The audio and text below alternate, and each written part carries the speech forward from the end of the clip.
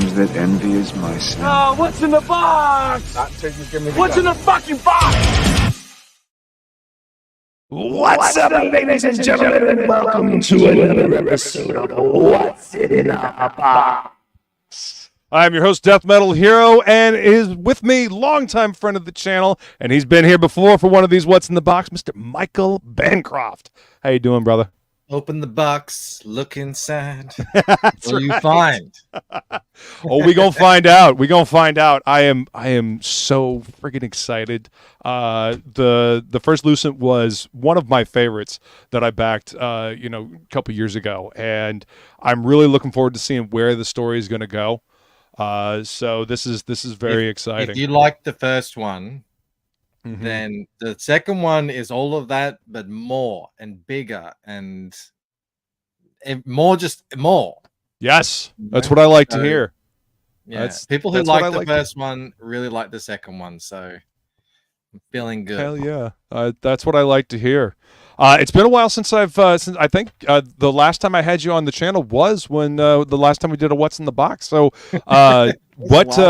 you've been busy the last time that I saw you. You've been busy growing the channel, doing videos, doing art shares and stuff like that, and obviously working on the Lucent. Yeah, so is that basically it, or? Yeah. Just ask my friends. I don't see them very often anymore. Ask my wife. Ask my kids. It's I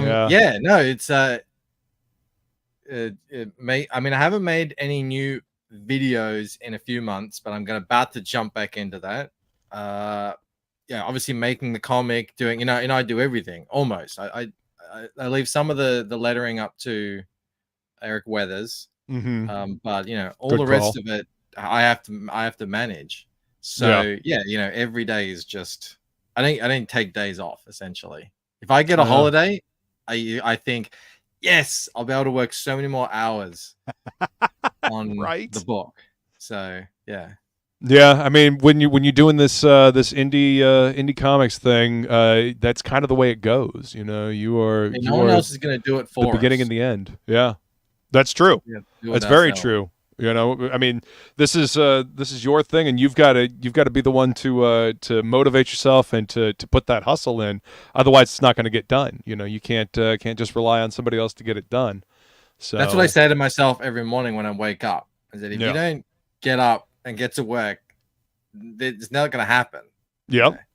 Yep, and that's one of the, I guess, the toughest things. I mean, I suppose that's true of like owning your own business as well, or starting your own business.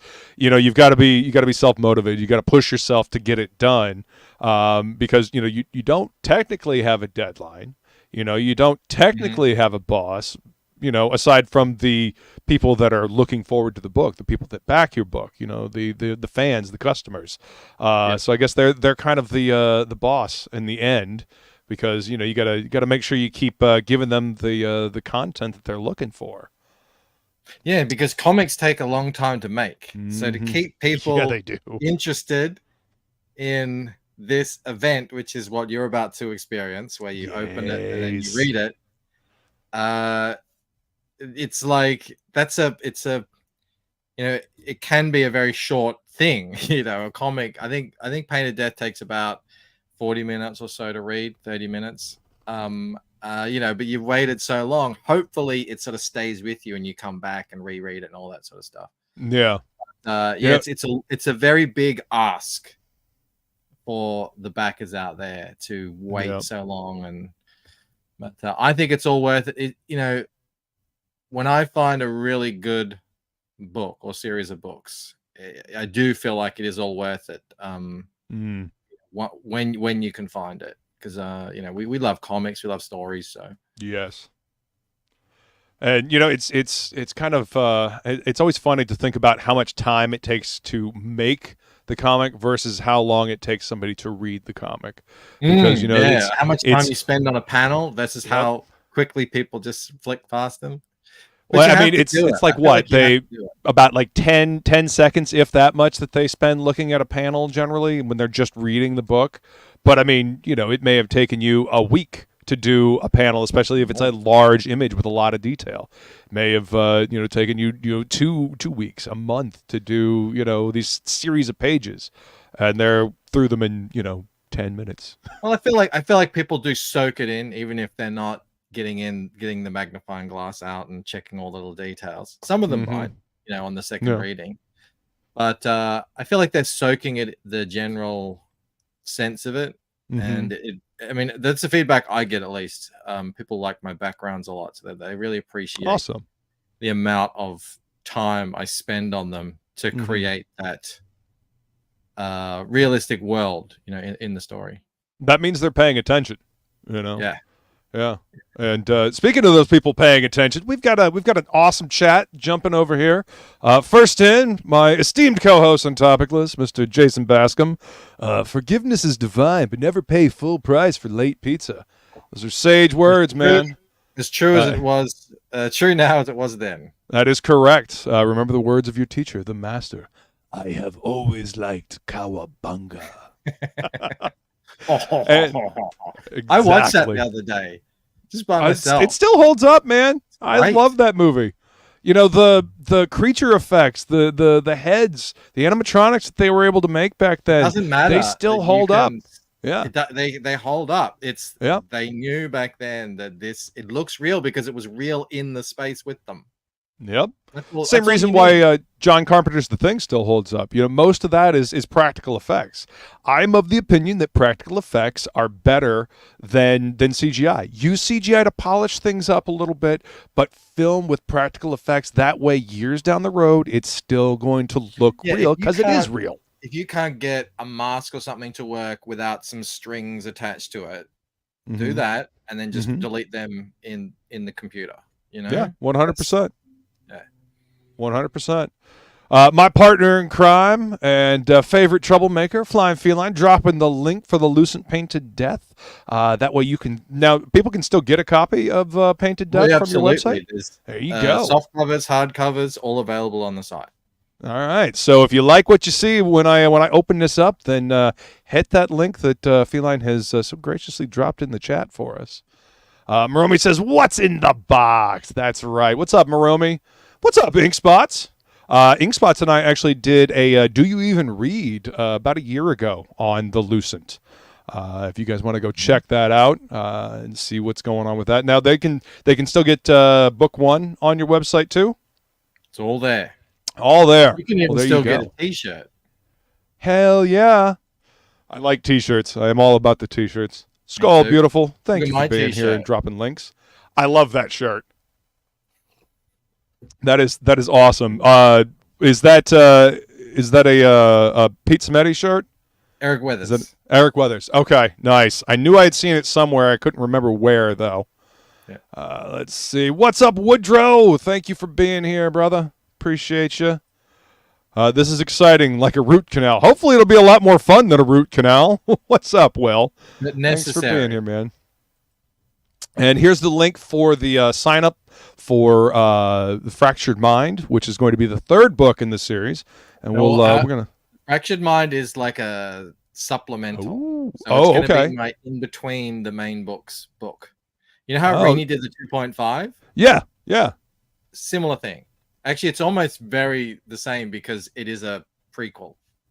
It'll add to the story. This just means there's more Lucent for you guys. That's what it means. That's what I'm hearing. There's more Lucent on the way for you guys. More and more.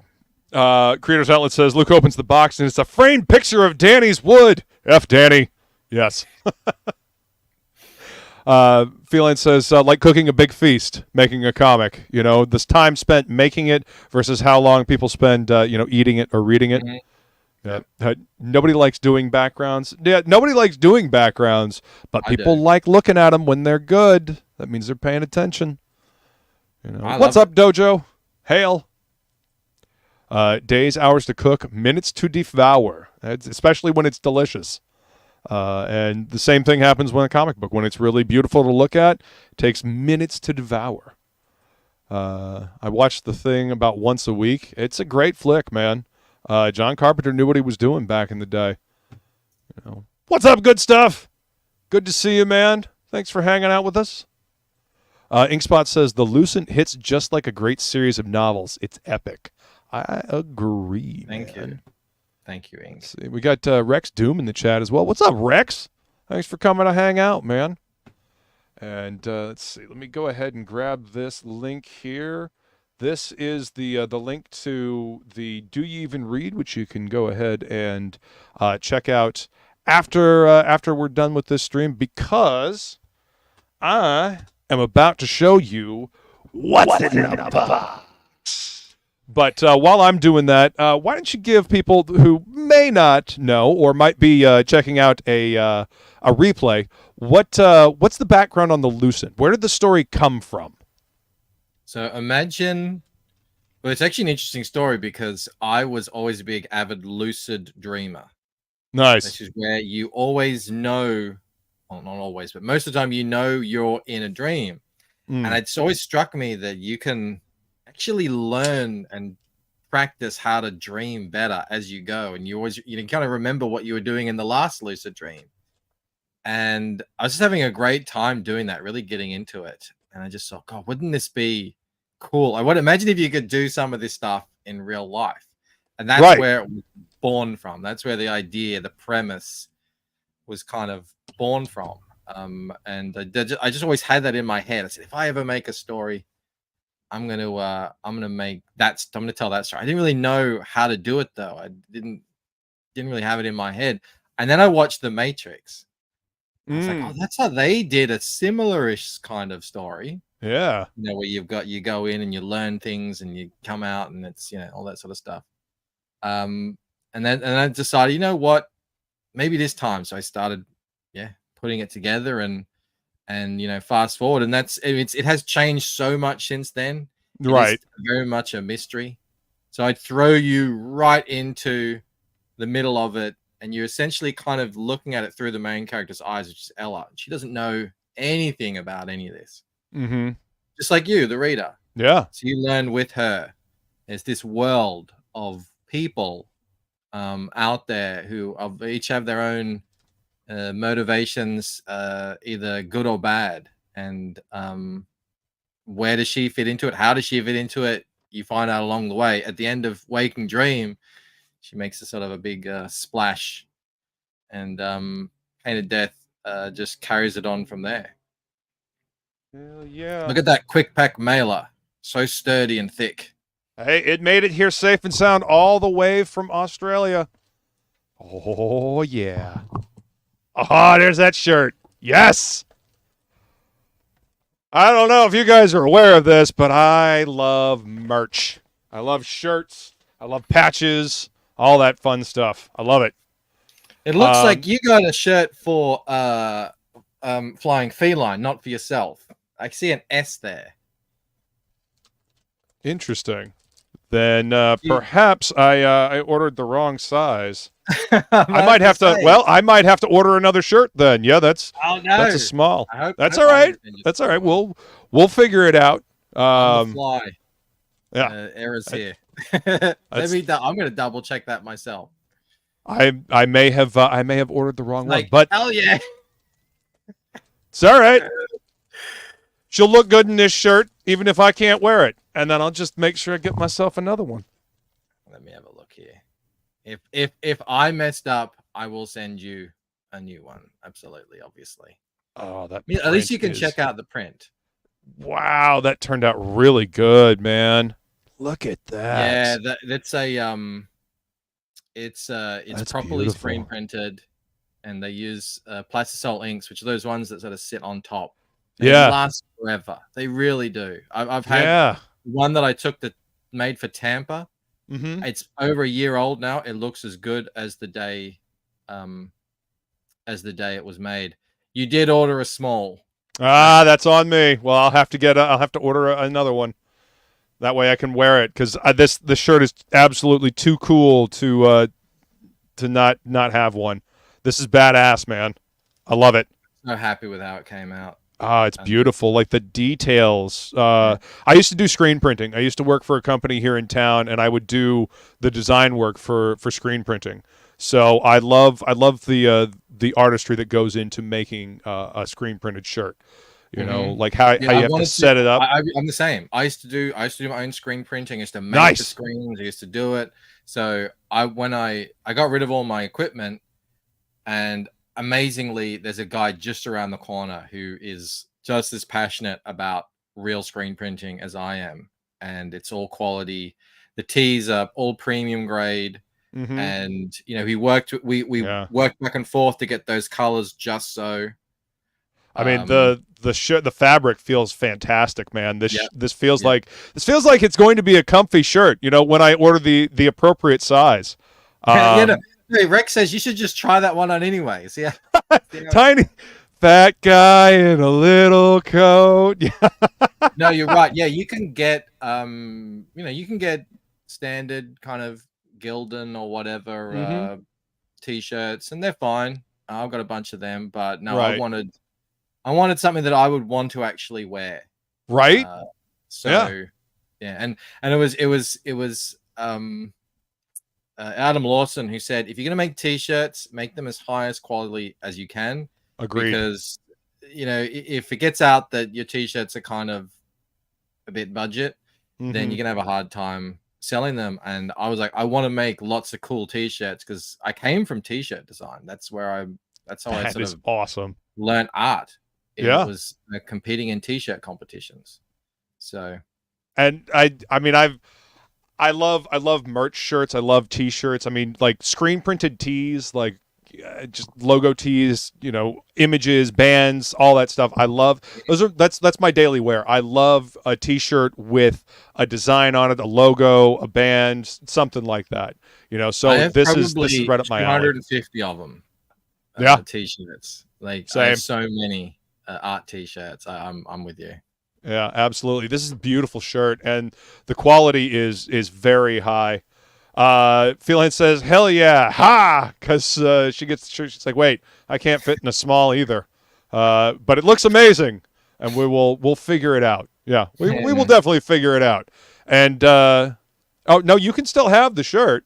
But I mean, if you can't fit in the small t-shirt, I might just have to order, you know, a medium for you and then an extra large for me. I get to support my buddy with, you know, more t-shirt purchases. Oh, darn. If you just buy a shirt, the shipping is a lot cheaper. I think it's like $10. So. Okay. Yeah. But, guys, if you like t-shirts like I do, go get yourself a t-shirt. Look at that design. Got a whole bunch of skulls on the bottom of it too. You know, that's right up my alley as well. Dripping skulls. Oh yeah, all about the skulls. I mean, you know, looking at my my personal logo. No way, definitely. Let's see. Dojo said he was trying to sign up, but there's no enter button or submit for the sign up. You're on the list anyway, Dojo. So don't worry about it. But I'll check it. All right, look at that cover, and all packaged together in a big bag and board. Let's go ahead and bring this out. Oh, all kinds of stuff in the back. Yeah. All right, got cards, got a bookmark, the Lucent. That was an entry in the fan art contest by Bill hilarious. Mouse and Don Chin. That's great. And if you turn it over and look on the back, they're all puns that Nolan Lockhart sent in as chats on my channel. So I went back and collected them all and put them on the back because they sort of fit. And some of them are genuinely hilarious. That is awesome. What do you call Ella Forsythe's fall from grace at a stand-up comedy gig? The boo sense. There you go. Damn. Woodrow says that shit made me laugh when I opened it. Dad jokes. Hey, you know, you gotta love the dad jokes. Oh, look at you closing the bag with a sticker. I like it. Yeah, because nice normally, touch. you know, people will just get like a little brand sticker or something, or just tape. And I made them label so they're not as sticky. Okay. So you should be able to yank him off without decapitating him, hopefully. Excellent. And I thought, you know, why not? You could either use that as a sticker or just keep it on the thing. Yeah. I like that idea, actually. You know what? It's It like a might little, work you better get coming from this a little bit side. of something extra. The Ella, there's one of Ella on the that I put on the Waking Dream one. Yeah. And she's in danger of getting There we decapitated. go. There we go. You got him. Excellent. Sticker. Gotta love that. All right, we're going to put this right over here on the volume button. All right. Man, look at that. That's beautiful. That's a Rod Looper watercolor. I was about to say, is that watercolor? That's awesome. Rod does great work. Put it on man. a sort of a rough watercolor card as well, just to sort of give it that sketch card sort of feel. Yeah. No, I like that. You get a magnet as well? Really nice. You should have got a magnet in there. Yes, I did. It's got a magnet as well right here. That's the J. Ryan magnet. Damn, that turned out really good. Yeah. I like magnets. Women. I've got a metal filing cabinet right over there, and all of my magnets go on that metal filing cabinet. So when I'm over setting up pieces of artwork to send out, I can see all of my different magnets. I've got a Frag-a-Boom magnet. I've got a Crusade Comics magnet.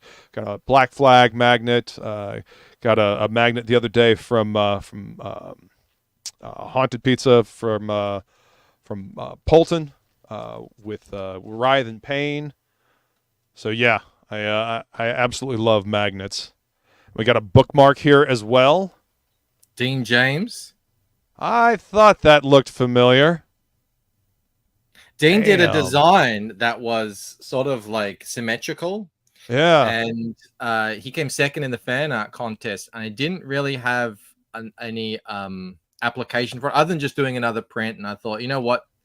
It would work as a bookmark because it flips anyway. So yeah. I did a double-sided bookmark for it. It totally works, and yeah, beautiful. And then we got a trading card here, Ella, and this is by Joey Barr. Nice. Yeah, you guys might know him as Deer Man. Oh, okay. Yes. Okay. Let's see. Woodrow says I'm using that bookmark in my Spider-Man omnibus right now. Excellent. There you go. I love bookmarks as well. And then we got a print over here. A couple prints actually. Hang on, let me get these out. All right. Oh, look at that. That's Skunk, right? That's Skunk's winning fan art piece. Damn, that is beautiful. And I have the original of that in my house, which is man, beautiful. I bet that is. Wow. Yep. And then look at this. Wow, that's is this Shanth? Jetty. Yep. Okay. Painting. Man, which he has the original of, and I don't think he's going to be giving that up anytime soon. I bet not. I bet that took forever. Yeah. You know, I actually just did a puzzle of that the other day, and it was very difficult, but well worth it. And I really, someone said, doing a puzzle is one of the best ways to appreciate a piece of art.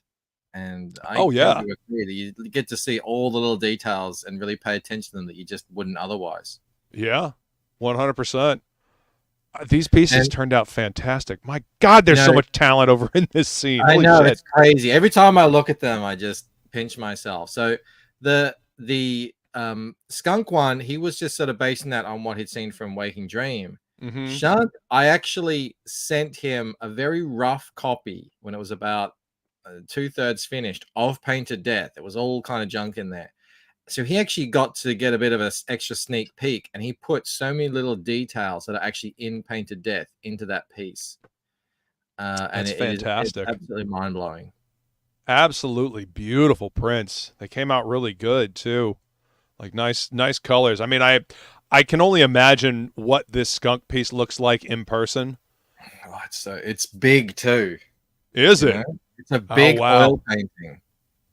He's incredible. He's got a book out right now that's being crowdfunded. Splash. Yeah, it's a children's book with all kinds of animals. It looks like it's going to be a fantastic book. Wow, these are incredible, man. All right, I'm gonna put these down over here on the side. All right, and the book. Man, look at that spot gloss. So crazy, isn't it? Oh, you used spot gloss really effectively on the first book as well, Yeah. with the puddle and her reflection. Yeah. This is a beautiful use of spot gloss, man. With the reflection on the agonized windows. over that, and I was just like, what am I going to do? It has to be as good as or better than the first one. And man. eventually I, realized that, that's what it needs to be. And then I thought, well, that's perfect. Because, then I can use windows from skyscrapers to be the spot gloss. And, when you rub your hand over it, it feels so nice and it feels so special. And it looks great. And it's kind of like the inverse of what the first one was, because the first one was kind of like centered down here with the puddle, and now this is kind of on the outside. So they kind of bookend each other. I think that was a good choice, man. I like that. I like that a lot. Yeah, I'm pretty happy with how that came out. It's beautiful. And here I redid that entire art traditionally for Gary G, and he paid a handsome amount for that. So I actually sent him a traditional piece, a big page that was hand drawn. So I saw that on X. With the pen. That was amazing. Do all that with rulers and a micro pen. Man, yeah, that takes a while, and then the nice little touch of spot gloss here on the back with the leaf. Beautiful. I really do like that spot gloss, man. It really adds to a cover. That's definitely one of the best parts of doing a crowdfunding campaign. Is if you do raise enough money, you can do this stuff that otherwise you really wouldn't be able to do, without that sort of burst of funds. So that's something really valuable and special. And there was only 1,000 of these books printed. So everyone who got one, there's still plenty left. I've got a couple hundred left. Those couple hundred might disappear before you know it, though. So don't wait. The sort of the ongoing covers, they don't get that treatment. I mean, they get a nice matte laminate, right? They still look good. Yeah. But I mean, if you want the spot gloss, which I don't know that my camera is necessarily doing it justice. It's picking it up really well. You can see, it's not, the light isn't bouncing off the matte at all, and it's just jumping off that spot. Look at the detail inside as well. The colors are popping off of that spot gloss as well. Yeah. That's another thing about it. The gloss, when you put gloss over things, it brings the colors out. So vibrant, man. Like super vibrant. That's a beautiful looking cover. Rex says, I'm still waiting for Gwyneth Paltrow's severed head at the end of the show. What's up, Morb? How you doing, man? Going anyway. Yeah. Oh, Feline says, that reminds me, after the stream, tell Michael the idea I have for that piece. I will indeed.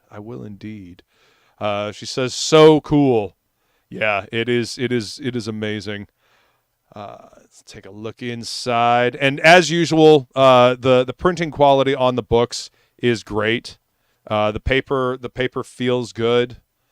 I don't want to spoil anything for anybody. Seen that picture? It's been out a couple of months now. Yeah, I know. I want people to go pick up the book. I want people to go support these indie creators, because we're not the mainstream over here. We're not big corporations.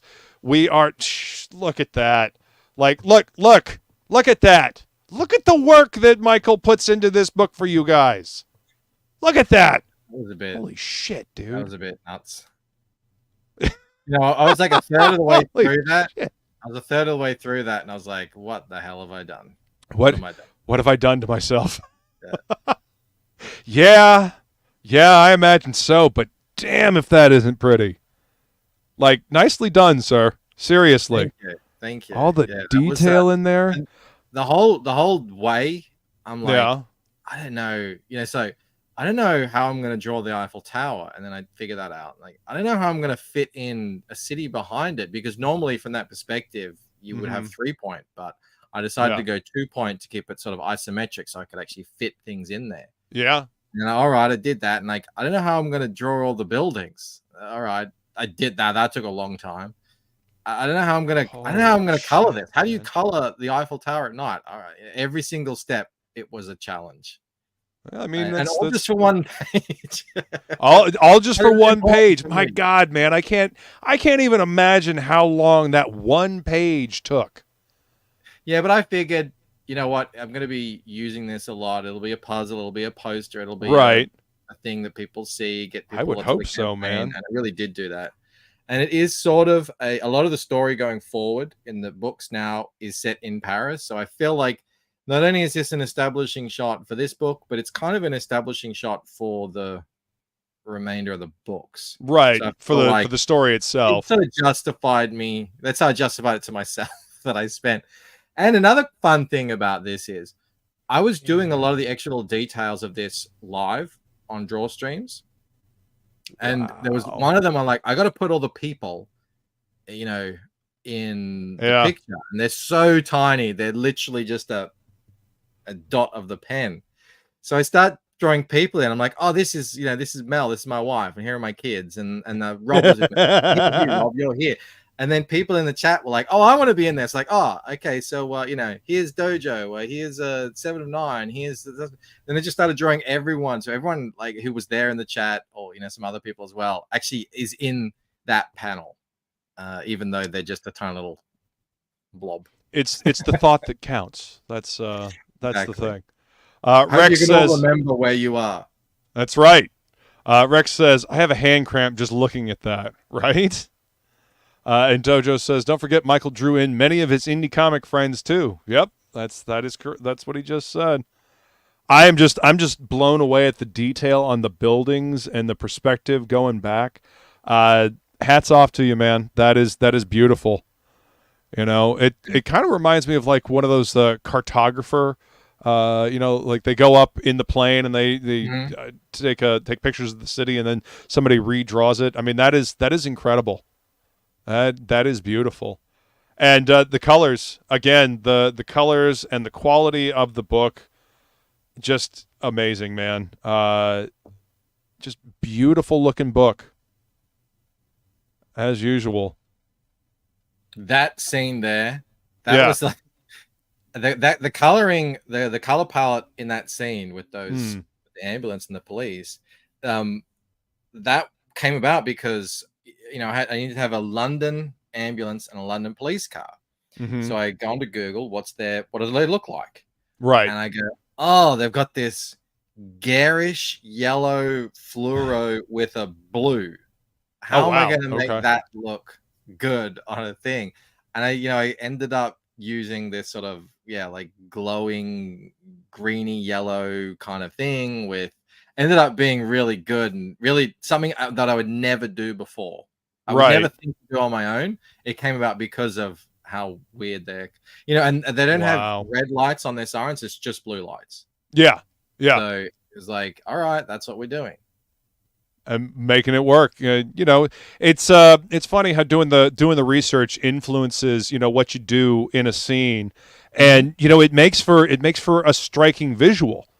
You know, like doing this, like the line work itself tells the story, and it you know, it's visually striking in and of its own right.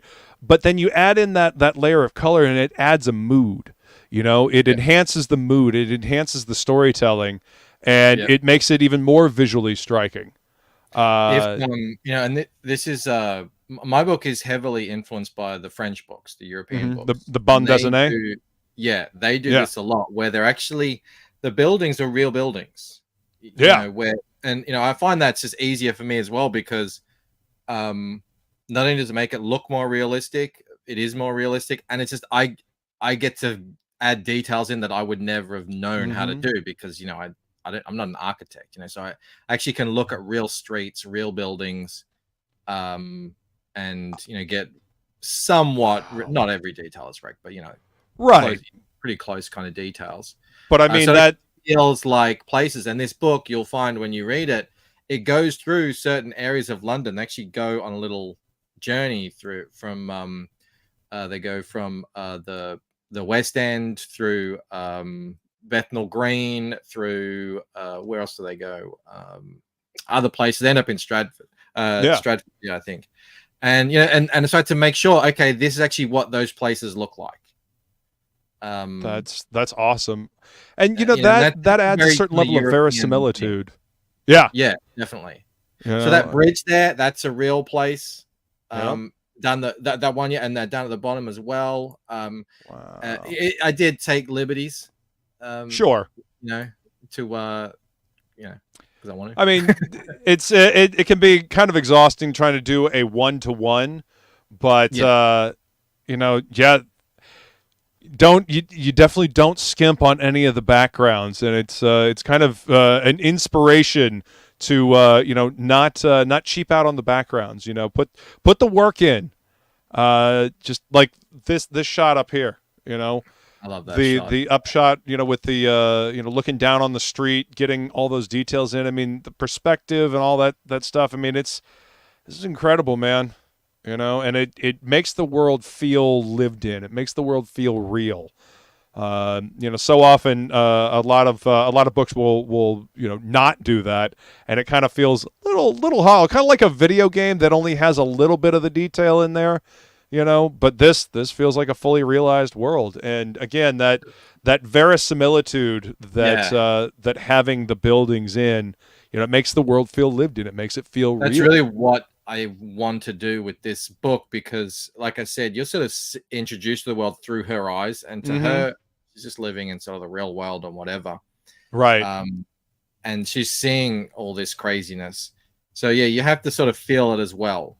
And that's where I think the fun, with that sort of stuff is more fun if it's happening in a setting that appears real.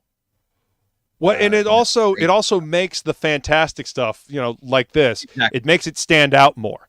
Yeah. It's a counterbalance. Having the real stuff and the stuff that feels like the real world, like this panel down here. It feels like a real street. This is a good juxtaposition to the fantastic stuff that happens in the story. It makes, I guess, the fantastical stuff, it anchors it, and it feels like it's actually happening. It makes it feel more plausible, more believable. And therefore more crazy. Like, whoa, what would, because that's, like I said, back in my original premise, what would it be like if people could do this stuff in real life? What would be the actual real life consequences? And if you could do it, what would you do? Yeah. And I always thought what I wouldn't do is I wouldn't dress up in a costume and go and fight crime. That'd probably be the last thing I would do. I would probably do other things. I don't know what they are. But then you think, okay, well, what if this has always existed? What if people have always been able to do this, but you just didn't know about it? Right. And then, what would that look like in the world? Well, maybe secret societies and secret orders would form around it, and maybe then they would gain power over the years, and then you're starting to get into what the underpinning, what's going on underneath the surface of the Lucent, and what Ella is sort of getting herself into that she obviously up until now has no idea exists. The secrets of the world, Yeah. Look at this. Look at this haul, and let's not forget the awesome T-shirt. Oh, I'm so like a bill. It's a shame that you got the small instead of your size. That's all right. We'll figure this out. But I'm glad that I got it just so I can look at it. This is a beautiful shirt, man. Thank you. Yeah, I've kind of been, I've been telling everyone, I've won T-shirt competitions, and I've been, designed hundreds of T-shirts. So I really thought I had to, make something special. Otherwise, people would say, "Hang on a minute, I thought you won a bunch of T-shirt competitions. What's going on here?" Let's see. Can I hang this over here off to the side? I'm trying to compose a shot here so everybody can see everything all at once. But I've been loving all the shots that people have been sending in on Twitter. the packages as well. They look great, and gotten so many. I feel so blessed because I think I've gotten as many as people who have massive, $102,000, $100 campaigns. Or maybe it's just because I'm seeing them. I don't know, but it's been amazing. Well, when you make a good product and you are responsive to your audience, people like that, man. People like, and that's one of the beautiful things about this this crowdfunding scene that we have over here is that we have a unique opportunity to connect with the audience. In a way that a lot of other creators don't. I mean, except for like comic conventions, you can connect with the audience there, but we have so much more of a direct connection with the audience because we can speak to them directly during these live streams. It is a direct creator to consumer scene that we've got over here, and it's fantastic. You get that direct feedback from the audience that is literally buying your stuff. You can get that. A lot of people actually watched me work on this book for a long time, whether it was drawing or mostly coloring, a little bit of drawing, and even pre-press. I did some pre-press live on the so they I'm exactly the same. I feel a much better connection to a book if I've watched the creator actually work on it on the stream, and then I feel like, I've been on this journey. Now it's time to, actually get the thing. So I think that's another part of it as well. I agree. That, we can do here that, you just don't really have an opportunity to see people work on, mainstream book really at all. This is true. And people feel like they're a part of the creative process. They get to see you doing this. They get to interact with you while you're doing it, and then they feel like they're a part of the book. That was, initially that was part of the thing that people really liked about the crowdfunding scene is like they are instrumental, and they still are instrumental in bringing these books, these projects to life. Being a part of the art creation as well, being able to see you make it, that really kind of invites them to be a part of this process. Not only are they going to go on the journey with the characters that you're writing about and drawing, but they also get to go on the journey of creation with you as the creator of the book. And that is a very unique position to be in as a creator. So and it's funny because it does take a little bit of mystery out of the creation process, and people get to see a bit behind the curtain, what goes on. But at the same time, I love that personally, watching people work as well.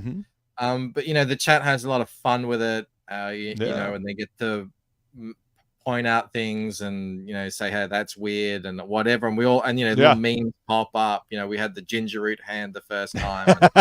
I still have that magnet over there too.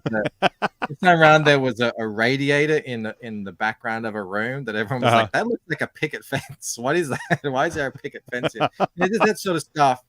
I think it's fun. It makes the process of making comics that much more fun for everyone. I agree. And, having another set of eyes or, 20, 30 extra eyes looking at something, they can help point things out to you that you wouldn't see before. Yeah, 100%. I mean, that's why I don't draw as much on stream. I kind of do a little bit and then I do mostly coloring because, the whole time it's just like, what's going on there? Like, what is that? What is this? What is that? That kind of good yet that I can just ignore what people are saying and just zone in. I get a bit. I feel that everyone's eyes on me while I work, but I'm trying to get better with that. Sometimes it can be a little daunting to feel like you've got 20, 30 people looking over your shoulder while you're drawing. So that's true. Everyone has it, especially like when you're in the middle of something. You've just started something and like, oh, that's not finished. I know. I just started. That is correct. I just started it, so it is not finished yet, but it will be eventually. Just give me time. Paulus Art says more pre-press streams, and Maromi says he even drew that page on stream. 100%. There you go. Prepress is a mystery to a lot of people. This is true. 3, 6, and 9. Yes, the secrets of the universe. If you only knew the power of 3, 6, and 9, old Nikola Tesla. And if you want to know the secrets of the universe, think in terms of energy, frequency, and vibration. Deep. You know, speaking of on the pre-press thing, you know, and to a certain extent the art creation and whatnot. This gives people a look behind the curtain so they can understand like the trials and tribulations of, you know, getting a book made, because it does take a long time. You know, it takes a lot of effort, a lot of energy, and it takes a long time to make these things, you know, and then getting them set up to go to the printers so that when they do get printed, they print properly, you know, setting That's up. Thing. Yeah. I remember I've been in graphic design for over 20 years. So I've sent a lot of stuff to print, but I'd never sent comic book art to print. And you want the colors to print how you want them to print. Yes. And it's not the same as a photo. It is different. So there is a different approach to how you get that ready to print. And even though I'd been, you know, at that time, sending stuff to print for a long time, I had to learn stuff too. I had to go out and, you know, just learn some things and everything like that. And I feel like I've got it down to an art form now. Like I can really know if something is going to print well. So whereas on the first campaign, I was doing a lot of test prints. On this one, I got this pretty much down from the get-go. There was the hardcover of Painted Death. I had to get a second printing done because I had to make an adjustment. But I mean, yeah, you know, so it is, and that's just one skill. And that when I say that's one skill, pre-press is 100 skills and problem solving in one job. And that's just one thing you have to do to get a book to print. So yeah, it's a lot that goes into it. And you know, being able for people to be able to see that and get an idea for it. I mean, it gives, to me, when I see that kind of stuff, it makes me feel like, okay, I understand why it's taking so long. You know, it's like just being open and honest with your backers. If something goes wrong or it's taking longer, the book is late, whatever, you know, it's that open line of communication that I think is absolutely crucial when doing this type of thing. You know, and again, it's because we have that direct communication with the audience that we can do that. And I'm in a fortunate position now where I've, you know, got a good audience. I've got a good mailing list. People turn up to my live streams. Where now going forward, I'm going to sort of move a bit more towards the pre-sale model. So still maintain a lot of the best fun things of crowdfunding. Sure. But so on this book, Painted Death, I had, I don't know, 75% of the line art done. Yeah. But you know, on the next one is I think just because so many negative things tend to stack up when you start getting late on a book, that for me it's just not worth it. I have the capability. I'm the artist. Yep. It doesn't cost me anything to, you know, take longer to work on the book. So that's what I'm going to be doing going forward, because I think it's just a much better experience for everyone if they're not having to wait a year or more to get the actual thing. If they can get it in 3 or 4 months, everyone is happy, including me, including the tax man, everyone. Right? Exactly. Paulus Art says, it does feel like a saga watching Bancroft draw and color through pre-press. A lot of work. Well done. Thank you. Agreed. Thank you. It feels like a saga. Yeah, I can't think. I've always envisioned it like a mountain. And I know what the mountaintop is. The mountaintop is all the books for the final arc, the whole story delivered in backers' hands. And that mountaintop is just so far away, you can't think of it. Like, all you can do is know the direction that it's in, and just every day, one step in front of the other. Because if you think of the final journey, you'll George R.R. Martin it and just, you know. And nobody wants that. No.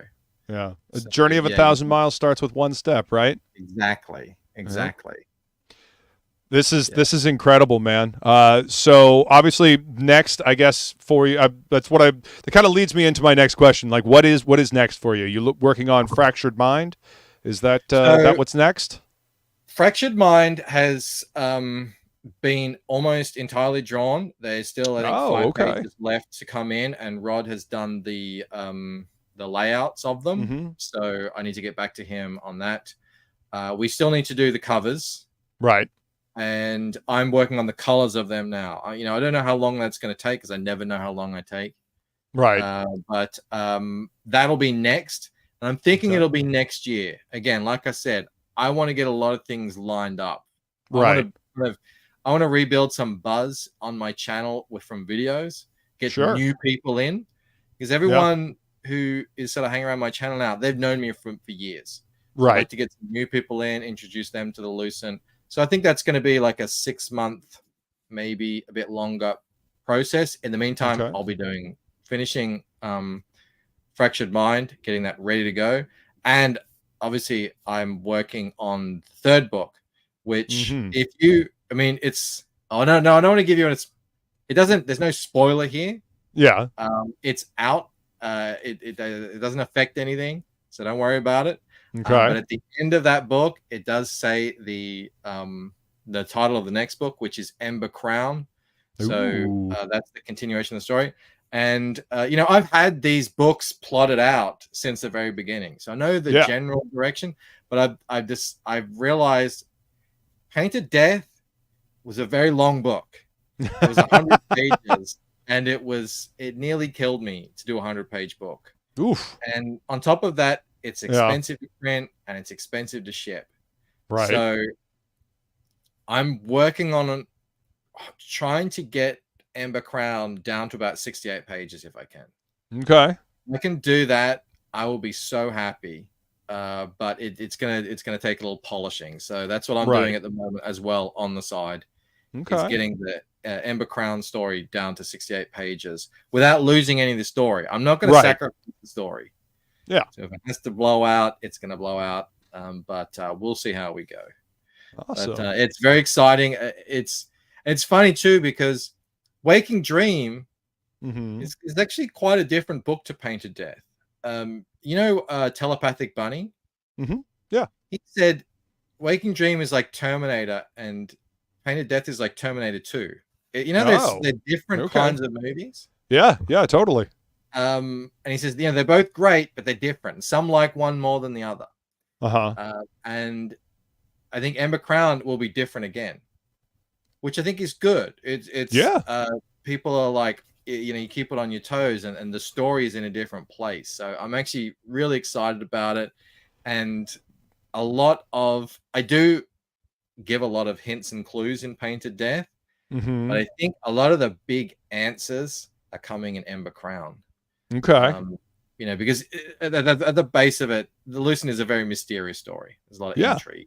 Yeah, totally. To me, that's the fun of it. But you can't just keep pulling that carrot back indefinitely. You got to give some answers. Yeah, a little taste to keep them, on the hook. So absolutely.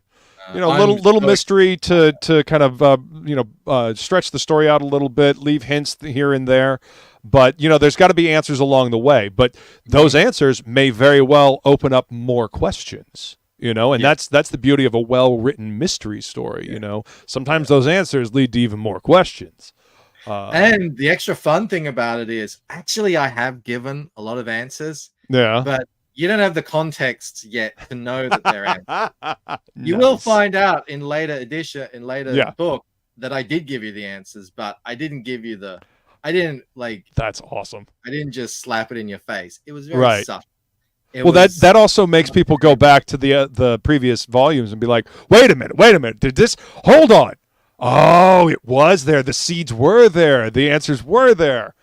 I like that. I like that a lot. They're my favorite stories. That's why that's what I was saying about with the Matrix, and then I started diving into other stories, and like I didn't know what kind of format I wanted the story to take until I found inspiration, and that was the path I wanted to take. I wanted to take this path where, each book, the previous books become success. They sort of change because now you have new information about what we said. What it meant that. Actually, it meant that and this and other stuff as well. Nice. And yeah, I love Heck that. yeah. That's, like, to me, when that happens in a story, I get so excited for it. Same. You know, I like stories that give me something to go back to the earlier parts of the story. Like, you know, you read a book series, right? And you get these answers later on that kind of connect to something in the first book, and then you go back to the first book and read it again, and it adds so much more context and so much more to the world, and you feel like you get more out of rereading that book. I Yeah. love stories like that. So Yeah, I think me that's too. fantastic. Yeah. And the issue is that you've got to make sure you know how it ends before you even start. So, Yeah. because you've got to know what breadcrumbs you need to drop at the Yeah. start to make it more enjoyable, to make those payoffs more impactful. Absolutely. So that's why there's a long kind of figuring out process. And as well, you know, I've got an editor.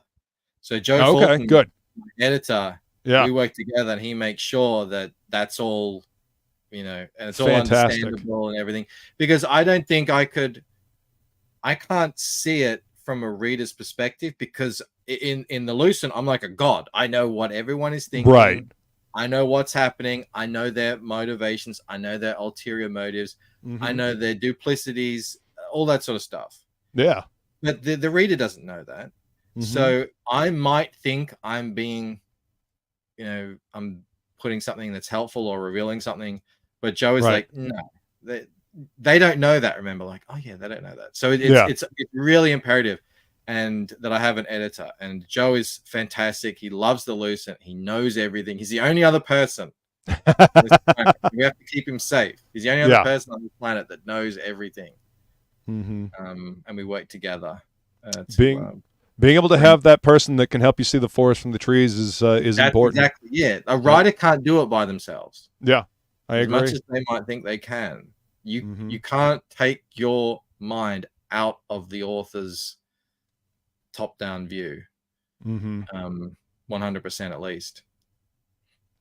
Paulus Art says, my brother is a novelist. He loves dropping those breadcrumbs for later books. Flying Feline says, Mel? Does Mel know? A little bit, and I tell her sort of what's happening, but the way I describe it, it sounds, you know, weird. Like, you've got to read it. So, you know, I'm terrible at pitching the Lucent, always have been.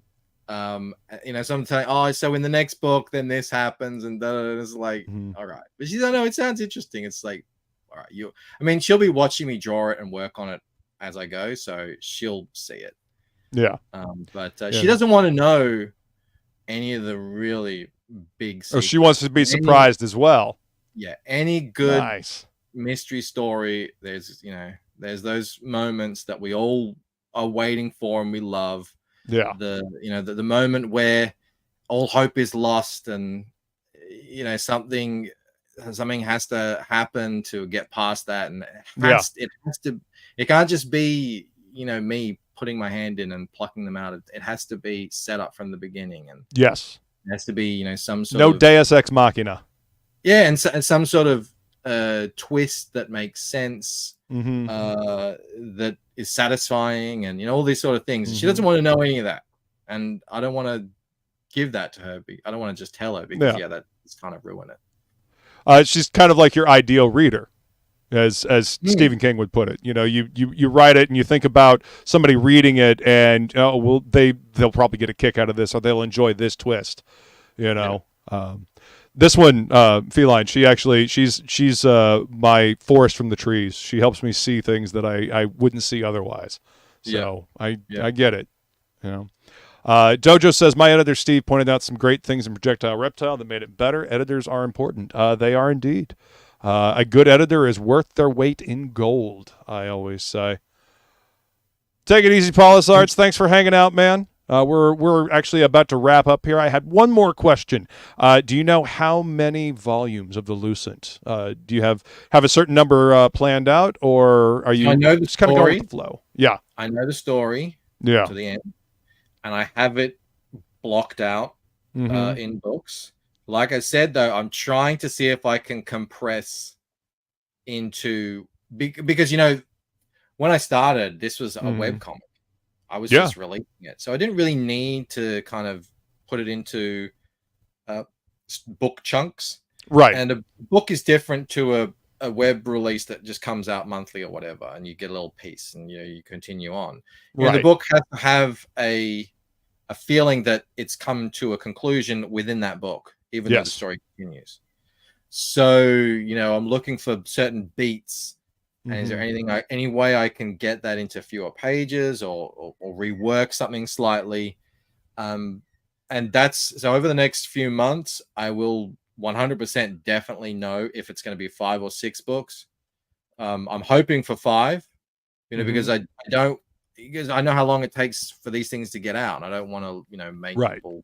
It's sometimes it's like 2 years or more.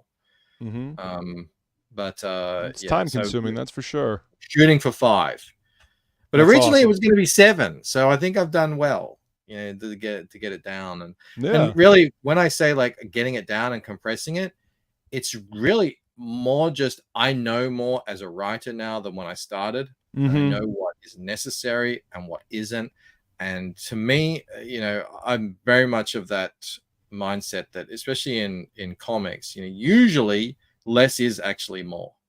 And when the book is fine-tuned and it doesn't have any of the fat, it's not like it doesn't lag at any point. You end up with better books. So that's what I'm talking about when I'm talking about getting it down. You got that efficiency of storytelling. Exactly, efficiency. You don't want any. Oh, didn't really need that scene. I can't have any of that. I can't afford even to draw 4 pages of a scene that, hey, you didn't really need that scene. That's a disaster for me, because that's a lot of time, and it adds up. Especially the detail that you put into pages. That's you can't afford to waste that time. It needs it's got to go into making the book better. There's a quote about art: everything that does not add to the piece is detrimental to it. And I feel the same way about stories. If it doesn't add to the story, if it's not moving the story forward, it is absolutely detrimental to said story. And I've had those moments where I've had something planned, and I get there and I'm like, you know what? I don't think that needs to be in there anymore. I mean, it works, but is it essential? Right. I don't think it is, because I sort of polish things up a bit. So I could actually lose that, and it would still tell the story that needs to be told, in the way, and ultimately get it to the final destination, which is what we want. Absolutely. That's sort of the process I'm going through on the side at the moment, because I don't want to. I want to draw. When I'm drawing, I want it to be putting in hours towards the next book coming out. Yes. That's always how I work. That's why I rarely do other draw streams where I'm just doing sketches or stuff like that. I rarely work on other people's stuff. It's because I got books to draw, and I want to get stuff to do. And I want them to. I'm waiting for the next one to come out, and I want to get you this story. Trying to fulfill the need, man. People are digging the story, and you got to get it out, and you're the only one that can. Exactly. Woodrow says the character studies at the end of Waking Dream is one of my favorite things I've seen in an indie book. I agree. Those character studies were awesome. The little conversations at the end of the book, I thought those were really well done. It's so divisive. People love them or they hate them. I think they were fantastic, man. Right? I enjoyed them. I enjoyed them a lot, actually. I'm with Woodrow. Thank you. Thank you, baby. I appreciate that. She says, if you have a book out or a book coming out, reach out to Luke beyond what's in the box or New Book Who Dis, and please tell people about DeathMetalHero's YouTube channel. Take it easy, Dojo-kun. You have a great evening, man. Thank you very much for being here. See you, Dojo. Dojo loves them, too, the character studies at the end of the book. Dojo's a big fan of the Lucent, and I really appreciate that. He's been a big supporter. Same, man. The Waking Dream was great. I can't wait to dive into this one. As you guys can see, an amazing spread here. Go check out and sign up for the Fractured Mind. Here's the link, so graciously put into the chat by my partner in crime here. And if you haven't gotten, if you haven't gotten a copy of Painted Death or Waking Dream, what are you waiting for? Go to the Lucent.com and go get yourself a copy. See? It is fire. Out of it. Yeah. It's and you can get it all at once. Well, I need to shout out. Tons of people have been leaving reviews. You can leave reviews on the site. Yep. You know, just like a normal, like an Amazon or something. And I'm actually giving away T-shirts. So maybe you can hold off on buying a T-shirt because I'm giving away 3 T-shirts this month. Yes. For the rest of the month. So if you read it and leave a review, you'll be in the running to win one. You might not need to buy a new one. So maybe all right. I like the sound of that. Heck yeah. Leave a review. I've already had almost 50 reviews. I'm trying to get to 100. That would be amazing. Even if you haven't read it on the yet, website, yeah, you can just say, like, you know, they do on eBay. It arrived in good condition. You know, that sort of stuff helps as well because it's, you know, it is my own website. There is a sort of a trust thing there. People don't quite know who I am. I mean, thankfully for me, it's through it's Shopify, which is the world's largest sort of consumer e-commerce site in the world. So it has the big protections and everything, so you're all fine there. But people don't necessarily know, and I don't blame them. Right. The reviews go a long way to helping with that. Yeah, I did mean to ask you about that. How was the process this time going through your own website to you know, take the orders and the money and fulfill? It went better than I could ever have dreamed. Fantastic. Really. So, you know, you worry, you know, because you're like, totally. What's on my site and how is that going to go? I originally did a soft launch test, the second cover of the first book, just to sort of make sure that the whole process worked and it worked perfectly. It's, well, you know, there's some things I can't do easily. Like I can't give everyone a really complicated accounts page thing. You get a kind of basic thing. And when they update their shipping, I just found this out. When they update their address on their account page, it updates on their account page, but not on their order. So that was fun. Thankfully, everyone had everyone either emailed me directly or they had to ship like a forwarder. So everything, but that's something good. To know. It's not like 100% perfect, but I mean, I think I raised all in all across the site something like close to $100,000 US. Fantastic. Between the 2 campaigns, which is mind-blowing. And as many or more books that were sold through this site. Actually, more books have been sold through my site than I had on Indiegogo. Hell yeah, I love hearing that. So I can't complain. It was an interesting learning curve. I've built sites before, but I never built a Shopify site before. But it is actually super intuitive, and a lot of it does come out of the box, and you just got to make it look nice. Right. But yeah, if you have the ability to guide people towards a site, usually through YouTube or something like that, do it. Yeah, it is. You get so much more control over how you run it, how you do it, how it looks. Actually, Ripper just launched the Horsemen. Yep, he sure did. I got the email. I click on it, and I was like, "What the hell?" Because his site before was, I don't know. I felt it was a little bit. He was trying to sort of make it look a bit like an Indiegogo or a Kickstarter, and it was sort of. It wasn't bad. Ripper's always had good branding, but the actual site itself, I don't think it was designed that well. Yeah. Well, he's fixed all of that. That site looks amazing, super professional. So now I'm gonna actually go to it and see if I can. Let's see. What can I learn from this website here? Yeah. Because you know, like I said, mine is sort of. I think he spent probably hundreds of thousands of dollars on his site. Mine's an off-the-shelf Shopify site. Yeah, I spend money on apps, but we can always improve things. Yeah, and if you can do it, and you have an ability to guide people towards your site, I say do it. I mean, you have to drum up the support anyway, and if you're going to drive traffic to a site, you might as well drive it to your site, especially since some of these crowdfunding sites don't really want to do what the hosting sites are supposed to do, like putting you on a front page or something like that, or getting into their algorithm. If they shadow ban you, you might as well have your own site anyway. Exactly. Yep. You know, I've got all those character interviews are up on my site, for example. You can anyone can go read them whenever they want. I've got, you know, I can put links to sign up to Fractured Mind without it breaking the terms of service. You know, you're not supposed to go between like it's just silly.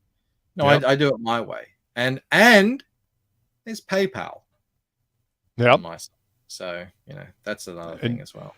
Full control. Heck yeah. So, guys, go hit the links. Go check out his website that he's put a lot of work into. Made it super easy for you to get all things Lucent, whether it's a poster, a shirt, a puzzle, you know, everything. The books themselves, all of it. And sign up for the Fractured Mind, which is a prequel book. So you get more Lucent. That's more Lucent for you that Michael is diligently working on. Rex Doom says, I thought the process was to spend all your time on drama streams and delay your book 3 to 4 years. That's one way to do it. I mean, hey, you know, that's one way to do it. But, you know, I think Michael prefers to just go ahead and get the book out and, you know, provide you with more entertainment and more comics. I might not have the biggest campaigns in crowdfunding, but I'll put my books up against anyone. And I think they stand on their own. Especially the new hardcovers. You didn't get the hardcovers.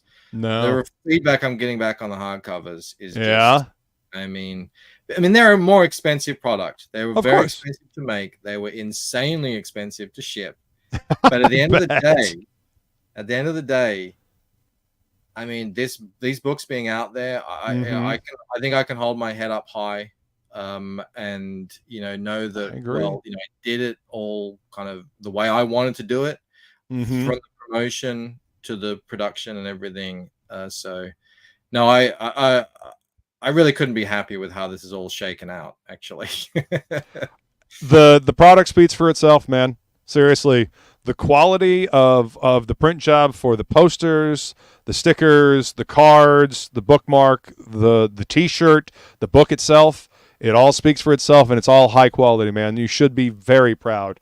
And you know, the story is a banger as well. You know, I can't wait to read this. I'm probably gonna end up reading it tonight before I crash out. You know, give me some inspiration to go to the convention tomorrow. You can use the bookmark. That's right. That's right. it's the perfect thing. You know, perfect thing. That's why bookmarks are great. But we've been going for about an hour and 15 minutes here. Is there anything else you'd like to say about the Lucent before we take off, man? Again, just if you do read it or receive it, please leave a review. It's really helpful for, you know, word of mouth is kind of everything for us indie guys. And absolutely, you know, I am almost exclusively only buying books now on word of mouth. I mean, you have to have an absolute banger. Like I backed Frog G on the art. That's sort of the level that it has to be at. Yeah, if I'm just gonna back a new creator sight unseen. But you know, most books I'm waiting, even the Ghost of the Badlands, like that was a massive campaign. I waited until people actually said, no, this is actually a really good book. Yeah. You know, and now you can get it everywhere. My I'm actually gonna get on Amazon this week. My bookshelf is full of books that I got from crowdfunding. And there's some really good ones in there. There's also some ones that I was sort of like, so now I wait for feedback. I wait for you know, to hear whether or not the story is good and it's something that I'll be interested in. So that's why that word of mouth is really everything. It is. You know, word of mouth is the best advertisement. So guys, tell people about this book. Tell people about the books that you love. Don't focus on the shit that you don't love. Tell people about the stuff that you do love, and let's spread the love for indie comics. Woodrow says, every aspect is well done. It's a great accomplishment so far. Look forward to more. And Feline dropping the link for Frog G, the Cerberus Key, coming soon. Go sign up for that. Oh my God. And while you're at it, sign up for the Mercenary Guild. That's the book I'm currently working on, being published through Shattermare Comics. Thank you all so much for coming to hang out. Chat, you guys are amazing. We couldn't do this thing without you. We couldn't do these shows without you. We couldn't do these crowdfunded books without you. Michael, dude, thank you so much for coming to hang out, man. It's always a pleasure talking with you. Always. And I love hanging out in the chat too. So I'll see you soon. Absolutely. All right, guys, we're going to take off. Thank you for being here, and we'll see you next time on What's in a Box?